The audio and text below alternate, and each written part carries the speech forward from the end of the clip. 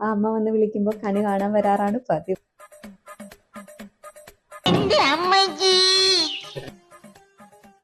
Hello guys, welcome back to my channel.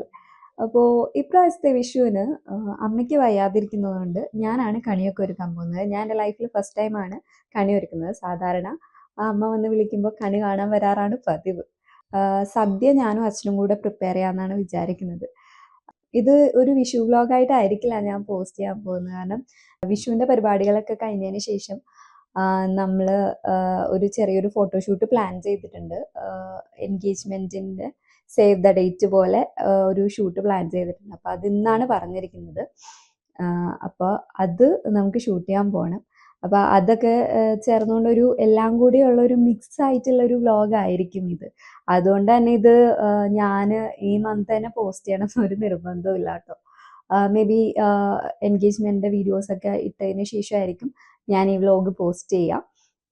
അപ്പോൾ അത്രയേ ഉള്ളൂ. നമുക്ക് വീഡിയോയിലേക്ക് പോവാം.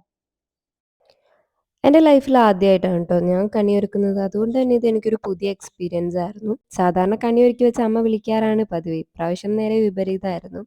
അതിനുശേഷം നമ്മൾ അവിടുന്ന് സദ്യയൊക്കെ ഉണ്ടാക്കി കഴിച്ചു. അപ്പോഴത്തേക്കും അച്ചു വന്നിട്ടുണ്ടായിരുന്നു. എന്നിട്ട് ഞങ്ങൾ രണ്ടുപേരും കൂടെ നേരെ ഷൂട്ട് ചെയ്യാൻ വേണ്ടിയിട്ടാണ് പോയിട്ടുണ്ടായിരുന്നത്. അച്ചുവിൻ്റെ 2 ഫ്രണ്ട്സ് ആയിരുന്നു ഷൂട്ട് ചെയ്യാൻ വേണ്ടി വന്നിട്ടുണ്ടായിരുന്നു. അപ്പോൾ അവരെയും പിക്ക് ചെയ്തിട്ടാണ് നമ്മൾ പോന്നിട്ടുണ്ടായിരുന്നു കേട്ടോ അവിടുന്ന്. എന്നിട്ട് ഞങ്ങൾ അവിടെ നേരെ ഫോർട്ട് കൊച്ചിയിൽ പോയപ്പോഴത്തേക്കും ഒടുക്കത്ത മഴയായിരുന്നു ഗൈസ്. ഞങ്ങൾ ഓർത്ത് ഇന്ന് ഷൂട്ടൊന്നും നടക്കത്തില്ല, ആകെ ശോകമായിരുന്നു. പക്ഷേ കുറച്ച് കഴിഞ്ഞപ്പോഴത്തേക്കും മഴ മാറി. ആ കിട്ടിയ സമയം കൊണ്ട് നമ്മൾ കുറച്ച് ഫോട്ടോസും വീഡിയോസും ഒക്കെ എടുത്തു. എന്നിട്ട് നേരെ നമ്മൾ ഫുഡ് കഴിക്കാൻ വേണ്ടി പോയി.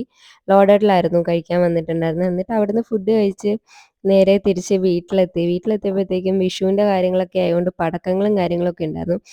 ഞങ്ങൾ വന്നപ്പോൾ തന്നെ അച്ഛൻ അവിടെ നിന്ന് പടക്കം പൊട്ടിക്കുമായിരുന്നു കേട്ടോ. അപ്പോൾ അത് കണ്ടപ്പോൾ തന്നെ അച്ഛനും പടക്കം പൊട്ടിക്കാനായിട്ട് കൂടി.